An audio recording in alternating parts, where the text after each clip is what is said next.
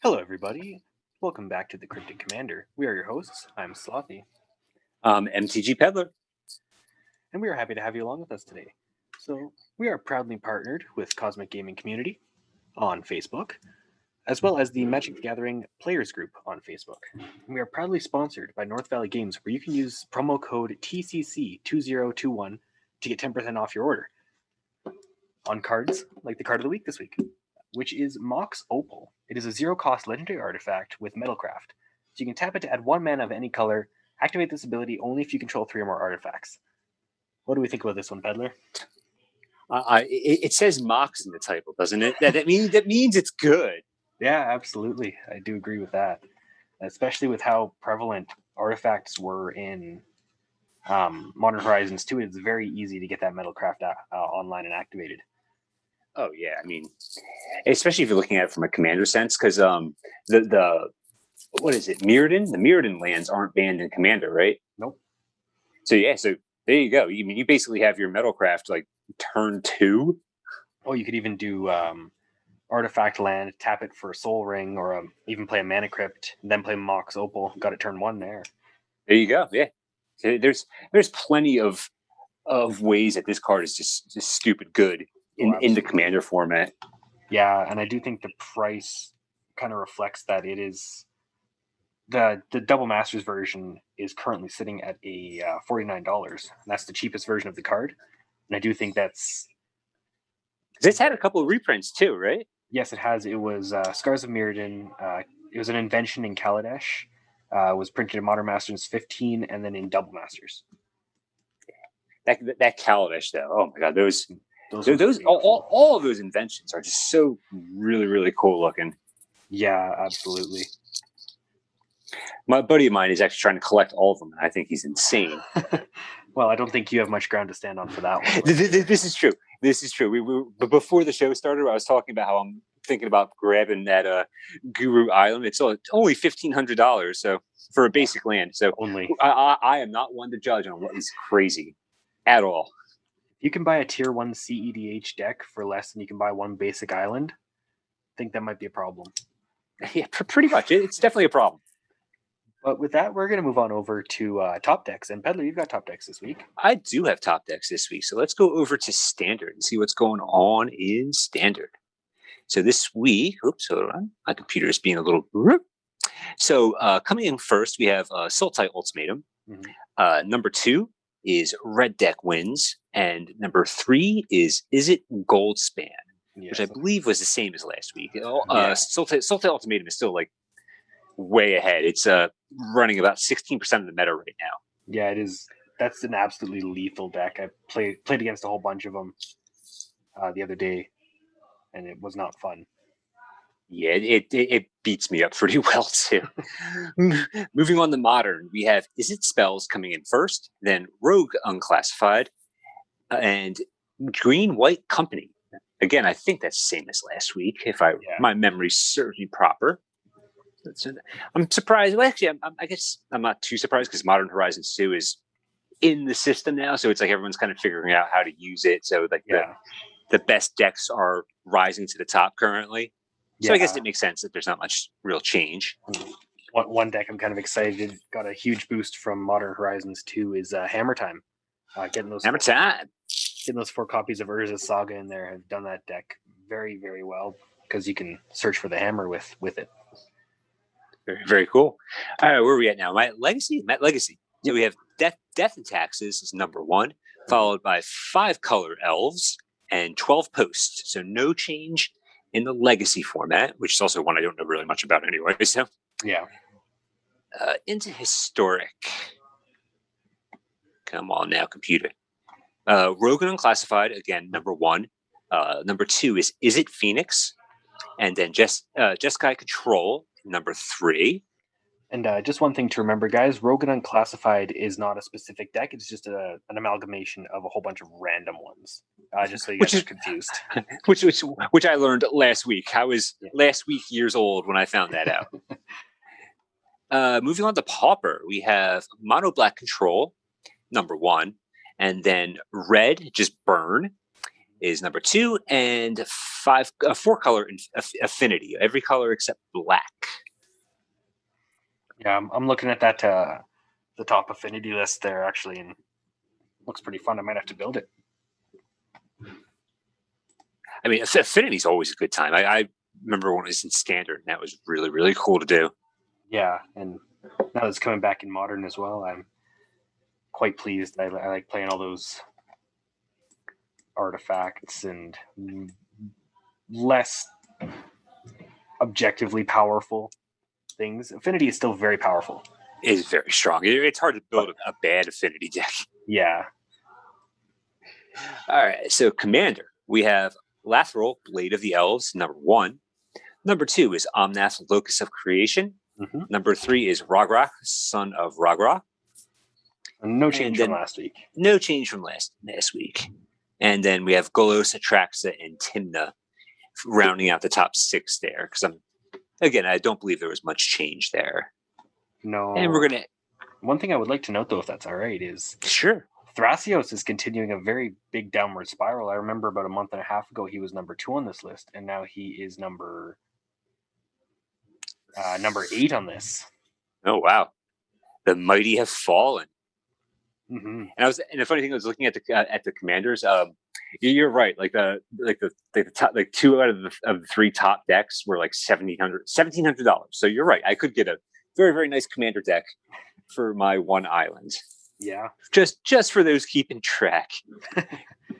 Or and if you're looking at playing more budget versions, like I do with CEDH, you could build about 6 decks for that price. Exactly. I wouldn't know how to pilot any of them, but I'd have them. They'd be mine. Yeah, I've got a whole bunch of decks. Do you know how to play them? No. No, I don't. Not at all. Not in the slightest. I just like looking at them. That would be me. I do like just looking at stuff. I'm weird like that. Yeah, that's true. And last but not least, in this week's top decks, we have Pioneer, Mono Black, number 1. Boros deck wins, number 2. And again, Rogue and Unclassified, rounding out the top 3. So that is the top decks of the week. Not too much change from last week. I actually don't think there was really any change. Not really. From last week. Which again, it makes sense. We're kind of in that lull between sets right now. It's like, yeah, Modern Horizons came out, but that's only really going to affect Modern and Commander. It's not really going to. Can you play those cards in like the older formats, like Vintage and stuff like that? Yeah, I believe so. You can. I believe so also. So, but it's not going to affect Standard and stuff like that. No, and also I feel like once the D&D set comes out in paper, that's when the meta is going to go everywhere. I agree. I think next week will be very, very interesting to revisit top decks. Yeah. Speaking of, it's next week. Yeah, I'm very excited. Me and Slothy were talking about this before we went on air. I've actually started drafting D&D, and let me tell you, like I said, I'm not big on the set for how I do as being the peddler of flipping it, but the playability of this set, it's good. It's a lot of fun. Yeah, I've been drooling over spoilers and preview cards, just thinking of all different commander decks I want to build. It just looks like a ton of fun. The draft climate is very, very cool too. I went 7-2 on Arena with a white-blue artifact deck. It was very interesting. I got that one rare. I forget what it's called, but it's a legendary artifact, and you can tap it to make one of your other artifacts become a 4/4 base creature. And oh my god, that card is just stupid in a limited format. Yeah. Because I think I was running like 10 artifacts in that deck total. And it was all equipment, basically. So I just had all this equipment, and I just kept making it into 4/4s and just launching them. It was decent. Yeah. But with that, you've got some news for us, Peddler. I do got a little bit of news. This is going to be for the 2021 World Championship, the Players Tour season, I guess you would call it. So they announced, back in 2020, they actually was skipped due to, what's going on in the world. Yeah. So it didn't exist last year. And this year they announced that they're going to be trimming down the prize pool from $1 million to $250,000, which is that's a notable decrease if you're one of the lucky. I think it's 16 people that get 16. So if you're one of the lucky 16 people that gets invited to this event, that's a very large dip in the prize pool. I believe first place is something like 70 grand or something like that, and then if you finish 16th, you would get 5,000. Yeah, but don't worry, we got more news on it too. Good for the lucky players that get invited. Wizards announced that they are going to be including an additional $50,000 per person appearance fee. So not only does that mean now if you finish dead last, you just show up, you finish dead last, you're still getting $55,000, which is not terrible. No, not at all. Not at all. That is not terrible. And it also brings up the total prize pool to above that $1 million mark that they originally had set. So you're actually, it's more evenly distributed. So each of the 16 players will get that $50,000 plus wherever they finish. So I think the best you could do is like 125,000 or 120,000 if you finish first. Mm-hmm. But so now the total prize pool will be $1,050,000, which is not bad I think at all. That's not bad at all, because I mean, especially if you want to call it a pro tour, you got to make sure that the players are getting paid. Like, would you feel like a pro if you're going to make $5,000? No, and especially because once you get to that level, a lot of these people are dedicating so many hours to this that it's practically their job. They want to get compensated in a meaningful way for that. I think it almost has to be your job. Yeah. To be at that level, because if you're talking like top 16 in the world, you don't have a lot of time for anything else. Well, yeah, we're not talking about like the top 16 in what's a low population area in Idaho. Yeah. Where there's where there's 500,000 people total. Even that would still be an accomplishment, honestly. Mm-hmm. To be in the top 16 of 500,000 people, that would be an accomplishment. Yeah, but we're talking the world. Like I can't imagine the millions of players worldwide. Yeah. So to be in like the top, 16, yeah, you deserve to get paid. Yeah, absolutely. And I mean, you have to know everything. You have to know every single card basically that exists in order to be that level of good. Mm-hmm. And how each of the decks are, how they operate against each other. So all you're doing is you're researching cards, you're play testing your deck, you're play testing against the decks you're going to face. And so yeah, I would say that if you're at that level of player, you deserve the extra 50 grand. Absolutely. Yeah, absolutely. Especially with what's been going on in the world. A lot of these pro players had to kind of just stop or move over to Arena right away. Right. I think that it's great that they're kind of bringing this back. I'm looking forward to watching. Yeah, it's definitely going to be exciting. It's going to be really exciting. Definitely. So that's definitely that's the news on the Pro Tour. Definitely, I felt like it was noteworthy to bring up because hopefully it's because I feel like that Wizards has been getting like a lot of negative press on like how they're handling of the Pro Series. You know what I mean? Like there's been a lot of like kind of like negative articles out there on it. So this is actually like a positive article, and it's kind of good to have some positive news. Yeah, to spread around.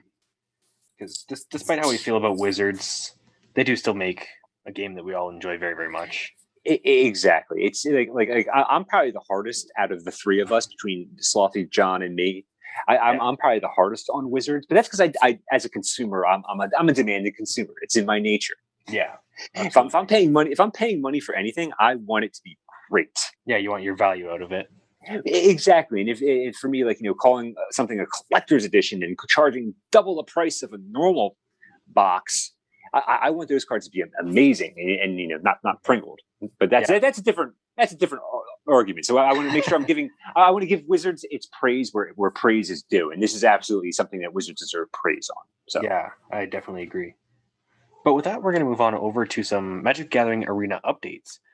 And with this one, we've got Midweek Magic, which is actually just ending.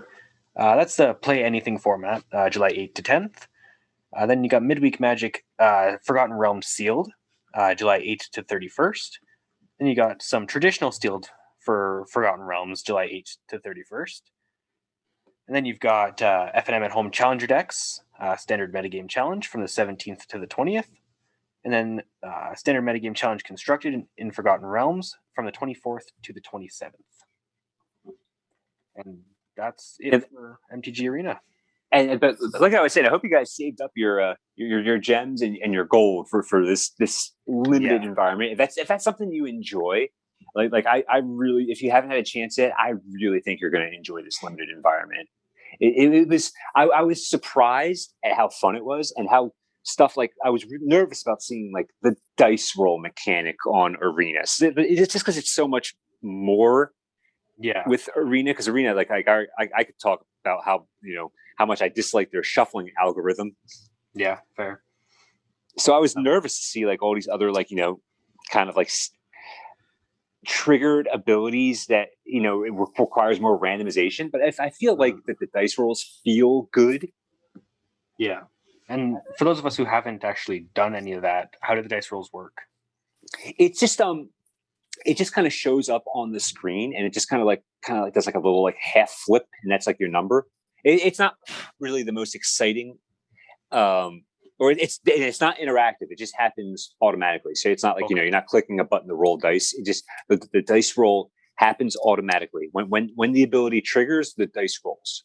Okay. So you have no interaction. All you do is play the ability that causes the dice roll. Like if it's when this creature attacks, roll a d20. As soon as you declare your attack, the dice will roll, and then the outcome will come up. Yeah. Okay. So it's very user friendly. You don't have to worry about it. It just happens and it's done. And like I said, it's like a dice, like just kind of like lazily rolling across the screen. It doesn't seem like it has a predetermined spot where it starts. It's just kind of there, and it's a quick animation too, so it doesn't take that long. Okay, so it's just kind of something that's there. It's just there. You barely look at it. By the time you notice it's happening, you look up and you see the number. It's like, oh, cool, I rolled a 13. Yeah. Well, with that, let's move on over to Movers and Shakers. And Peddler, why don't you start us off here? All right, Movers and Shakers. So this week on the downside of Movers and Shakers, we're starting off with Tiny Bones, Trinket Thief, $29.40, trending down. I feel like it wasn't that long ago. This was a $50 card. I mean, looking at the chart, I'm not that wrong. It was only a couple months ago. It's a $50 card. Yeah, and in between March and April, it's actually a $90 card. Yeah, it was way up there for a while. So this card has come down a lot. Yeah. Which seems kind of surprising. Yeah, it's still a very, very good card. It's a very good card. I'm reading it to make sure I know exactly what it does. I'm like, yeah, that's what I thought it does. It's a good card. So I'm surprised it's losing value so quickly. Yeah. There wasn't anything in D&D that's kind of replacing it, right? Yeah, I don't think so. I think it's just one of those ones people were really excited when it first came out. And then it's just kind of been fluctuating a bit. There'll be a new set that has a lot of stuff that helps it. That'll bring it back up, and then it'll go back down again. Yeah. I agree. Moving on, we have Tyvar Kell, $6.30, trending down slowly. No real big fluctuations here. It was a $10 card for a while. Yeah. And it's about right for Tyvar. He's great. He's good. He's not great. I'm actually kind of surprised about this because in Commander Elf decks, he is phenomenal. And Elf was one of the in top decks was one of the decks. I think it was like in Vintage, if I remember right. Yep, the 5-color elves. And the top deck in Commander was an Elf Commander. There you go, Lathro. So yeah, it's a little bit surprising there, honestly. Yeah. And our last cheap pickup is going to be Rings of Brighthearth, $5.25, trending down slowly. Wasn't this like a $20 card when Commander Legends first came out? Yeah, it's definitely come down quite a bit. All right, so now our biggest pickups of the week. We have number 3, Endurance, from Modern Horizons 2, $34 even, up 55%. And that is for the non-borderless treatment, by the way. That's it's kind of good for me. I was able to pull a couple of those. I pulled one or two of these as well. And actually, this is actually the first time I'm seeing the non-borderless art, because I don't think you can pull it in a collector's box. I don't think you can get the non-borderless in there. I don't think. I could be wrong. I've opened a couple collector's boosters, and no, I don't think you can, because I haven't pulled any non-borderless either.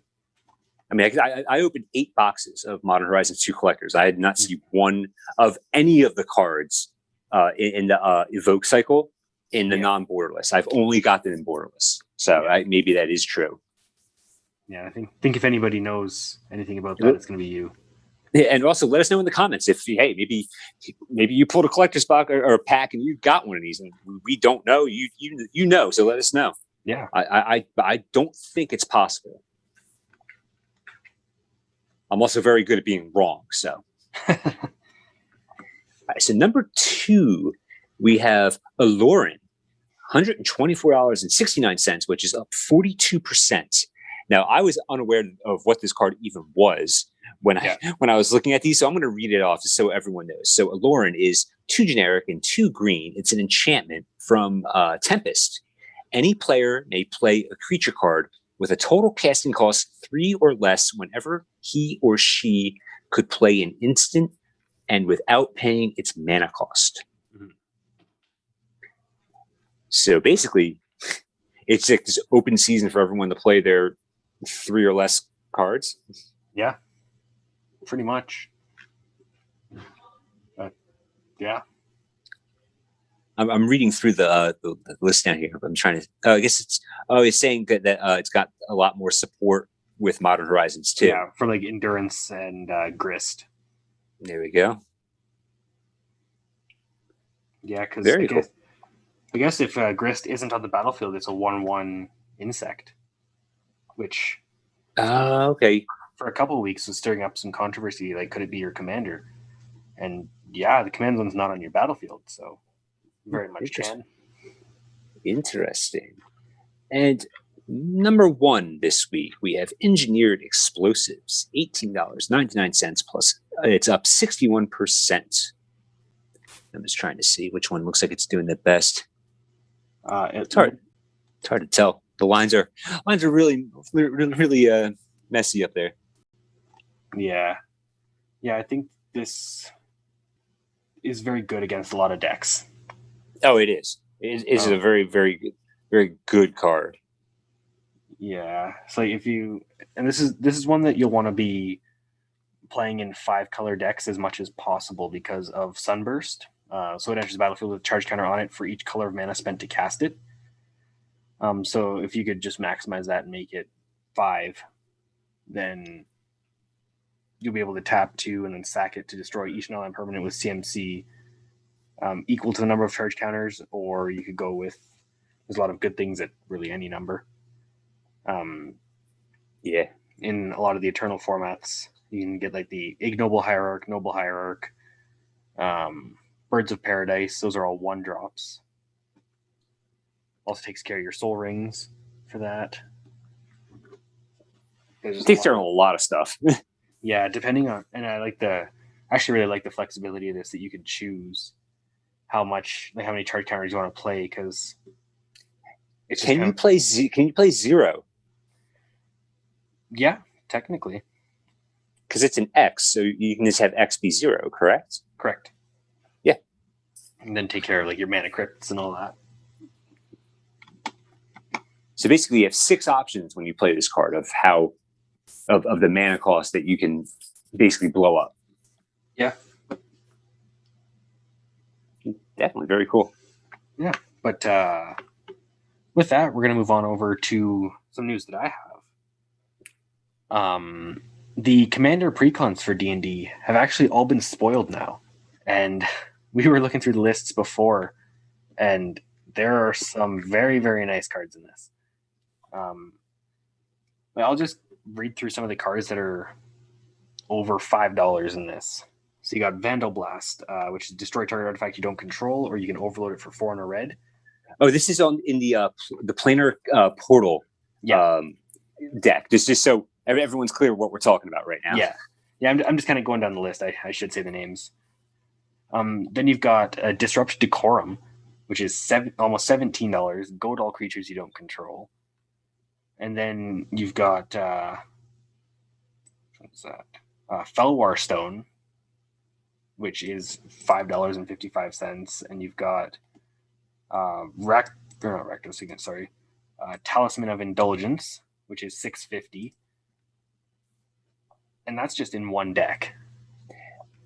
And did we even talk about the commander in that one? The Prosper Tomebound? Not yet. I was just kind of reading off all the cards that were something. Oh, go ahead. I'm sorry. I'm not looking at me. I'm jumping all over your rhythm. I'm sorry, bud. Go ahead. That's all good. We'll be at the commanders in just a second. And then you got Aura of Courage, which has Pure Steel Paladin at $12. Storvold the Frost Giant, which is a new one.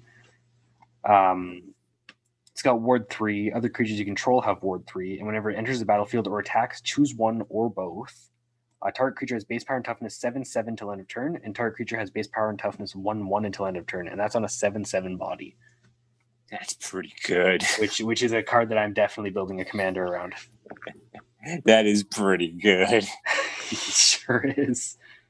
And then there's Heroic Intervention, which is at $10 right now. Sword of the Animist, which is another one that I was very excited for. Utopia Sprawl, which is at $17. Moving on to Dungeons of Death. By the way, I don't know if you guys could tell, but there's some insane value in this set. The commander decks, at least. But in definitely is. In Dungeons of Death, you've got Phantasmal Image at $17. Let's see here. That's actually the only one worth more than $5 in that particular deck. However, I do think that that's mostly because this is the one that revolves around the dungeon mechanic. So there's not really much of value in that yet.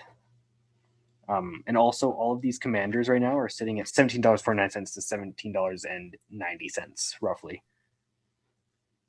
But in the fourth deck, Draconic Rage, we've got Skyline Despot, Kindred Summons, and yeah, that's it for those two. With Skyline Despot being $17.33 too, by the way, it's nothing. Yes, and Kindred Summons being $21.21. Yeah. Those two cards right there are nothing to sneeze at. No, those two cards alone will pay for the cost of the deck. Absolutely. But let's go and actually talk about the commanders of this, because they're quite exciting, and I'm very excited to play with them.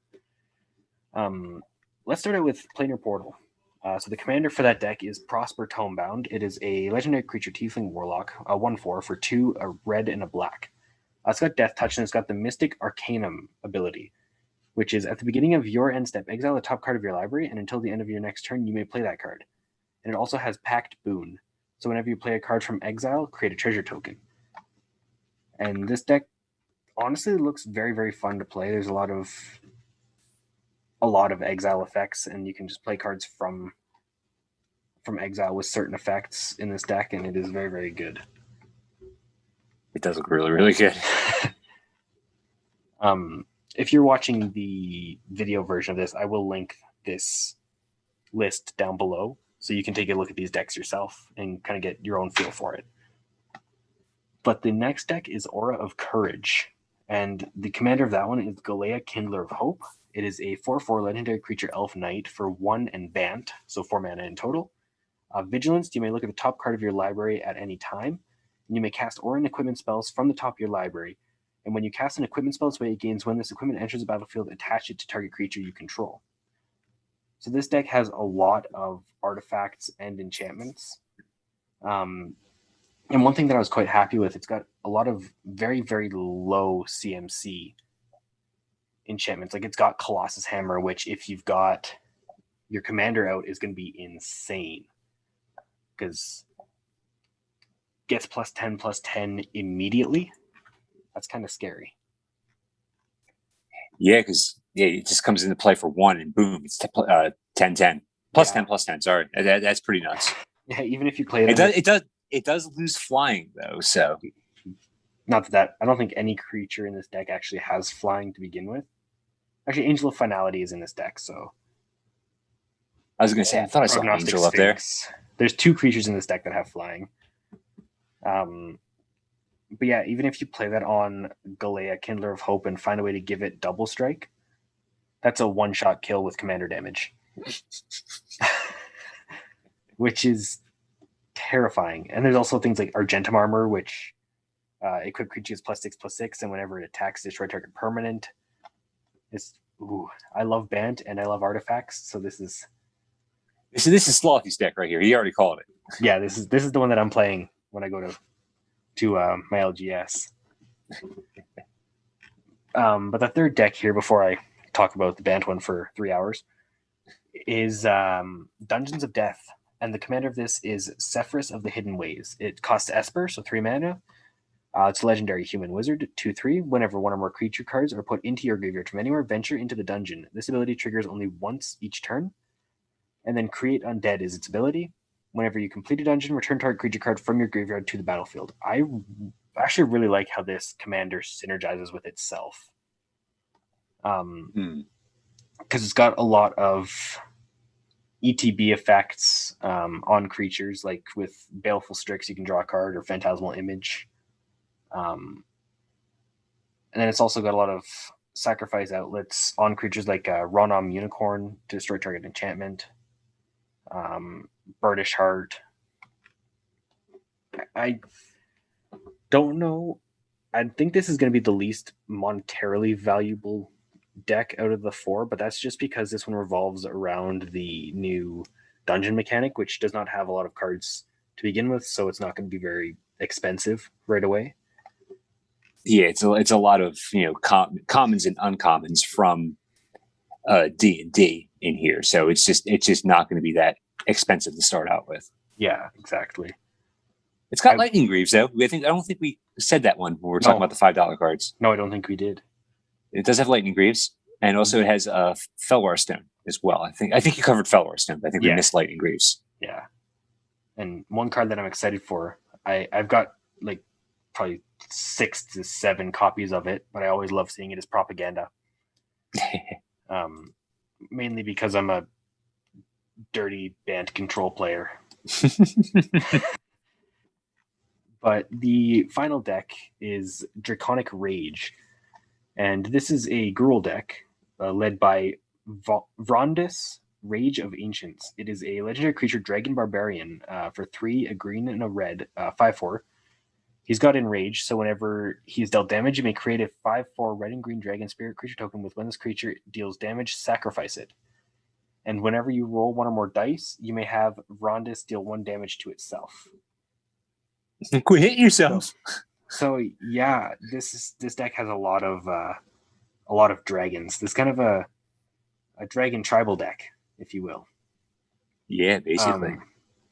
Which I kind of like. You don't really see too many tribal decks in the precons. At least not many that actually look decent. Yeah, I think a lot of stuff with haste in here too. I'm seeing like anger. Yeah, a lot of hasty, a lot of flyers, a lot of dragons. It seems like a fun deck. Yeah, and also quite a few ways to deal damage to your commander to get those tokens out. Yeah, you got Ryle in there. Yeah, but those are the 4 decks. So right now we're going to move on over to Beginner's Corner. And so with Beginner's Corner this week, we're just going to do a little bit of trivia. I'm going to give Peddler some keywords. He's going to tell me what they mean. We're going to see how bad I am at this. We're going to kind of test his knowledge. We've done this a couple times before, so I'm sorry if we go over a keyword that we've looked at before. Hang on. I want everyone to hear this. This is my laptop closing. You hear that? That was my laptop closing, so I am not cheating. Good. Gotta keep things legit. I am not cheating. So I'm just going to read them probably about 10 or so. We're going to start out with, let's see here. That's a good one. Prowl. Prowl. I thought you were going to say prowess. I was like, okay. Prowl. Ooh. All right. I want to do this kind of like a game show. What set is Prowl from? Morningtide. Okay, Morning Tide. If it makes it a That bit help- easier, exclusively on cards that contain the rogue subtype.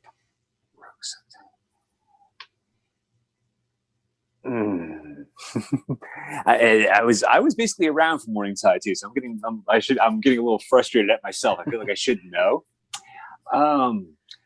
You're going to start reading it. I'm going to be like, stop! I know what it is. But go ahead. I don't know off the top of my head. So this ability is written as Prowl and then a cost.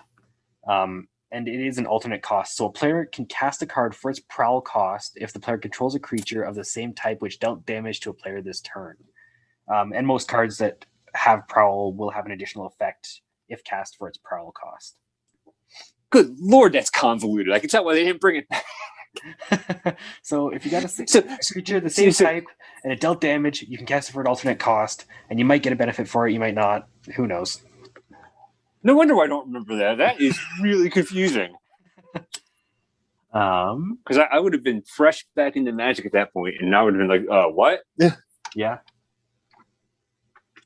All right. Cipher. Good Lord.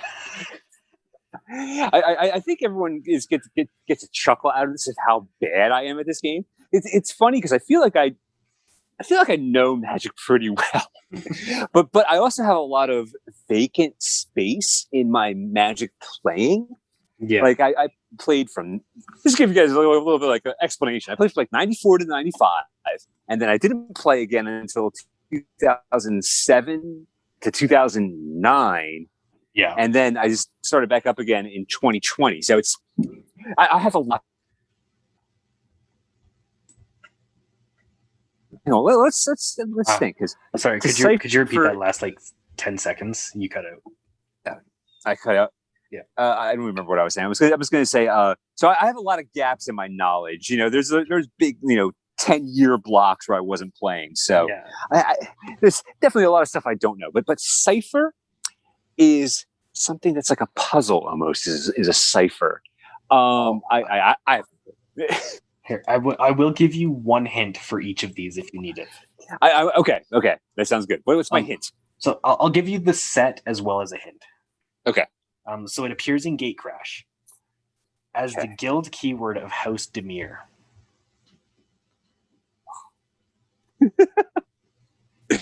Go ahead, read it, but I'm 0 for 2. So when a spell with Cipher resolves, its controller may exile the spell that's encoded on a creature he or she controls. Then whenever that creature deals combat damage to an opponent, its controller can cast a free copy of the encoded spell. What the heck? I'm at a loss. I would have never gotten there. I've never heard of it. I'm aware of Gatecrash as a set. Does that count? Yeah. I'm going to get one of these. I'm going to get one. More than likely, it's going to be my running total. So 0 for 2, guys. I hope you guys are enjoying the struggle. I think that's part of the fun of this is listening to me struggle. Absolutely. This game is meant to be hard. It is a difficult game. Let's go Radiance. Radiance. Yeah. Set. Ravnica, City of Guilds, particularly the Boros Legion. Boros. Radiance.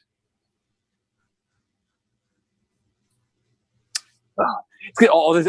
I'm trying to. It's funny because I have to keep talking because dead air is awful. but at the same time, like when I'm talking, I can't think well enough. Yeah. It's so Radiance. I feel like it's gonna be like when one creature has like an effect, it affects other creatures as well. Is about as close to a guess I can give you. That is very, very close. I'll give you a point for that one, actually. Yes. It's effect on target something that affects all somethings that share a color with it. Okay. That would be my guess. If this instant has give creature +1/+1 and radiance, and you cast it on a human, all humans would get +1/+1 as well. That would be my guess. That was like where I was going with it. Yeah. All right, so I got remarkably close to that one. All right, so that's what 1 for 3 now. 1 for 2. Oh yeah, no, you're right. 1 for 3. So I'm 1 and 2. 1 and 2, yeah. 1 and 2. Um,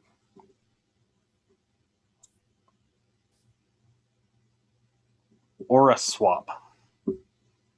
That is aura swap. Is you can move an aura from one permanent to another. Yeah. Yes. Bonus points. What set? Aura. Well, what set would have? Well, it's gonna be a set I never heard of because I just got lucky on the actual wording of the mechanic on that one. So it's gonna be a set I never heard of. Ixalan. No. Future sight. Future sight. Yeah, we're the Wayback Machine right now. I think I was like 7 when Future Sight came out. Future Sight came out in 2006. Oh, so I was 5. Man, I was 25. Nice. Yeah. Let's see here. Me and Slothy have had this conversation off the podcast. I am in fact at the same age as his mom. It's just for the record out there. So I am old enough to have birthed a Slothy. Oh no! Can you imagine a Slothy with a peddler dad? Oh my god! I'd be like, no, son, you're not building decks. You got to sell that. You got to sell that stuff. And you'd be like, no, but Dad, I want to build decks. I want to build commander decks. I'm like, no, you're selling it. Don't listen to the prof. Buy boxes. Don't buy singles. My dad's so lame. He buys boxes. What a loser! What a loser! I want value for my money.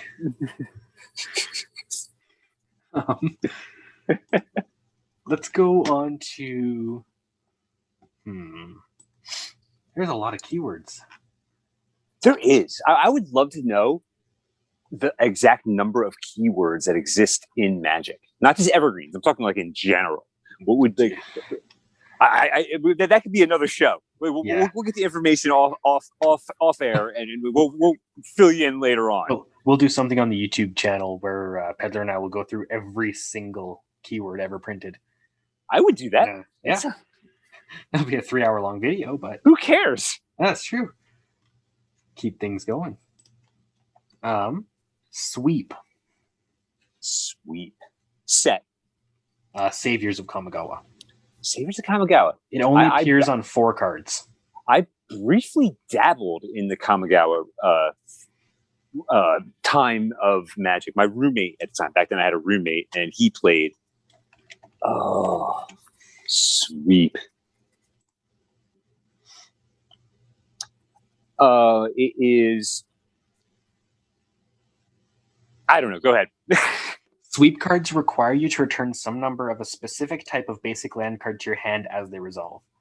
The rest of the cards effect depends on how many cards were returned this way. That sounds terrible.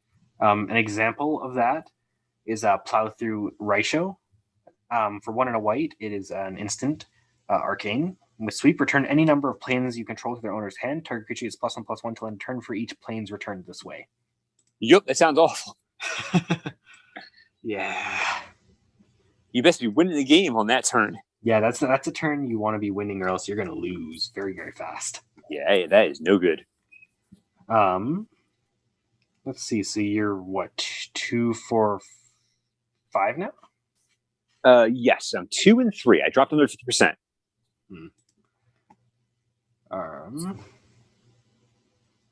Land Home.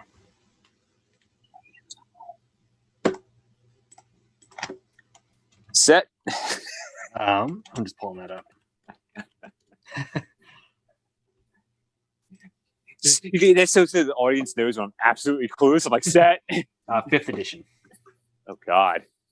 Land Home. 5th edition. Jeez. Land Home.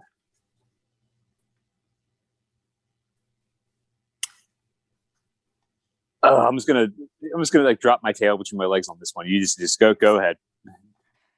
So Land Home, it's a very obsolete keyword used. It's not written as Land Home anymore, but if it's an example is if defending player controls no like island, this creature cannot attack, and if you control no island, bury this creature. So it's kind of like the opposite of like Island Walk. Yeah, exactly. I was gonna say, but I feel like that would give it away if it's the opposite of Land Walk. Yeah. Um, Okay. I've never heard of that one.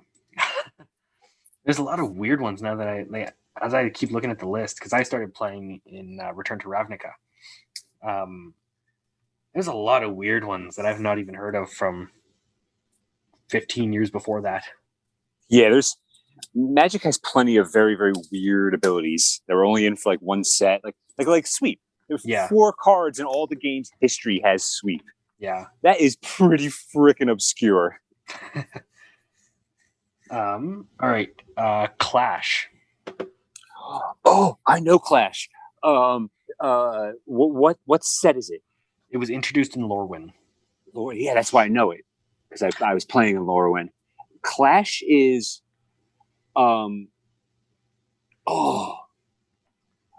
it's creature based, I believe. No, it's not. When a card with Clash activates, both players flip the top card of their library. The highest casting cost wins. Correct. Yes. You guys have no idea how excited I am. Oh yeah. And like I said, I am not cheating. I'm currently pacing my driveway.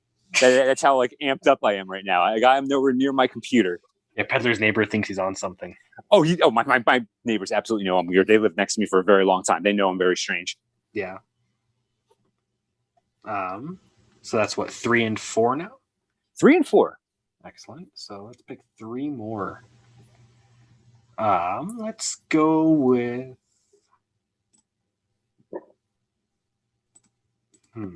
Splice.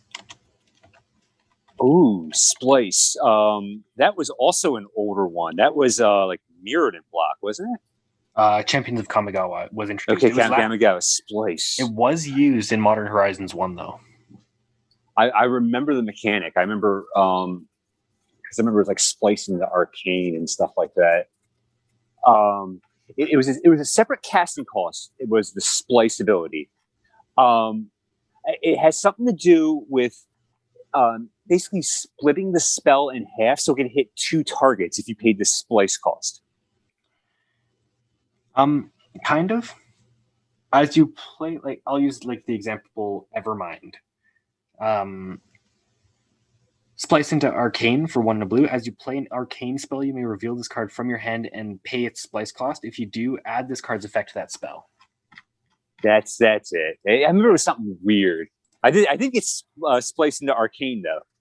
Yeah, like I remember that was a thing. I'm not going to give myself that point, but I was closer than I thought I was going to be.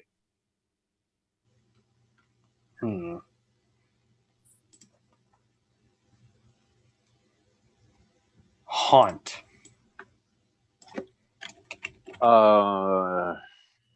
Set. Guild Pact. Guild Pact.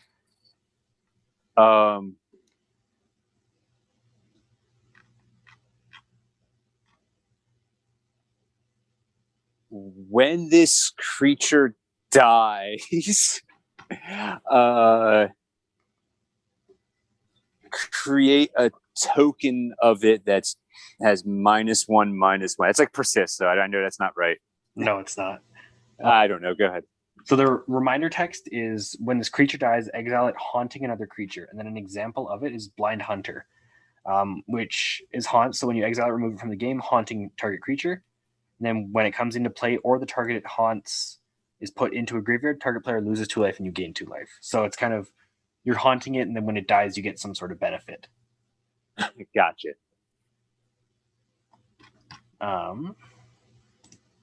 So let's do 1 more here. Should we give you a really hard one or a really easy one? I mean, I don't think it matters. We'll do 2 more. We'll give me a chance to get close to 100 or close to 50%. Okay. We'll do 2 more. Give me the hard one and the easy one. Perfect.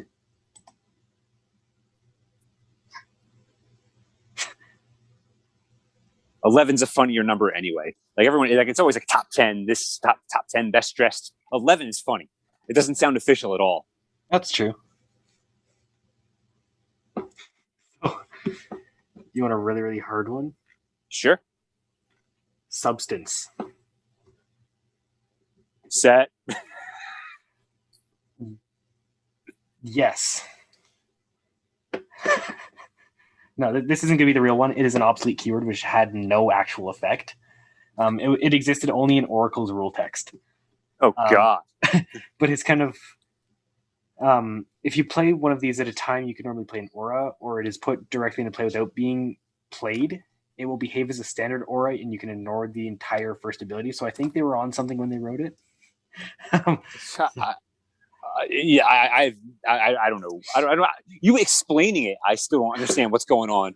Yeah, that's kind of a weird one there, but we'll give you a different one there. Okay. Let's go with.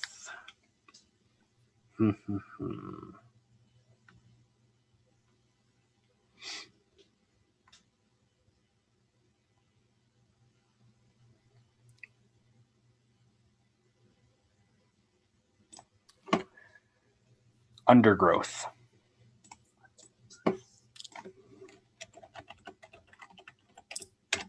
What's that? It is from Guilds of Ravnica. Guilds of Ravnica. Particularly for Golgari.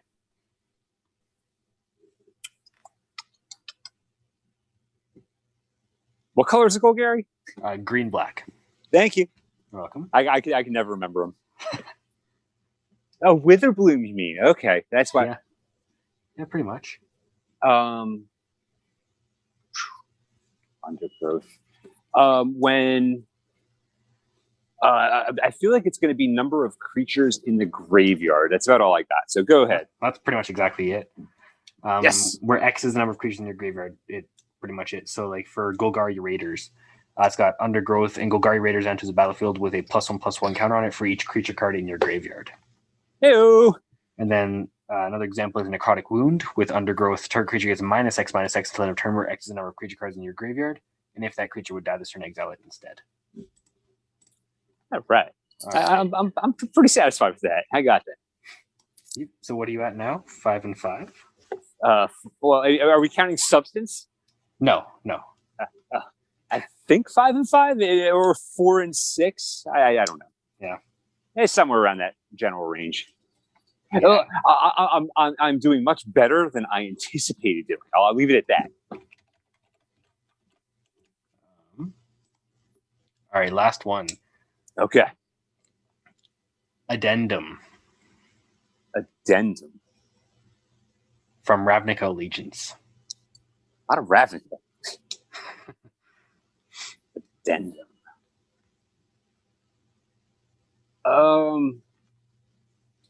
It's going to be adding something to something. Kind of. I'm just going off my English excuse me, my English language knowledge right now. It's like, well, I know what an addendum is. It's something added after the fact. So, I'm guessing it's a secondary cost that adds an ability to a trigger. Yes and no. Oh, so if you cast a spell during your main phase, you get an additional bonus for it. So kind of an additional cost of paying it during that specific phase. So like, for example, Sphinx's Insight. It's an instant for 2 white and a blue, draw 2 cards, but it's got addendum. If you cast it during your main phase, you also gain 2 life. Gotcha. Yeah. Hey, I'll give you that one. Well, I was gonna say we'll let the audience judge. Like how good did Peddler do? Like were some of my explanations close enough where you guys will grant me mercy, or did I just bomb? Oh, it's the internet. You're not getting mercy. I'm telling you, I'm not getting mercy. Yeah, I guess with that, that'll do it for our show. Thank you guys so much for listening or watching on YouTube. Thanks to Peddler for as always for. Yeah, of course, man. I love doing this show. It was definitely it was weird just you and me today. You know what I mean? It was just like because normally we have John with us. We have guests. John's a little under the weather. He's going to be back next week. Yeah. And our guest had to work, so he's like, hey, me and Slothy was like, you know what, we're just going to do it. Let's just do it. So Always fun. Worked very, very well with us on the YouTube video, so why Yeah, not? me and Slothy can pass some time talking. Let me tell you. Absolutely. But yeah, with that being said, till next week, keep spell slinging.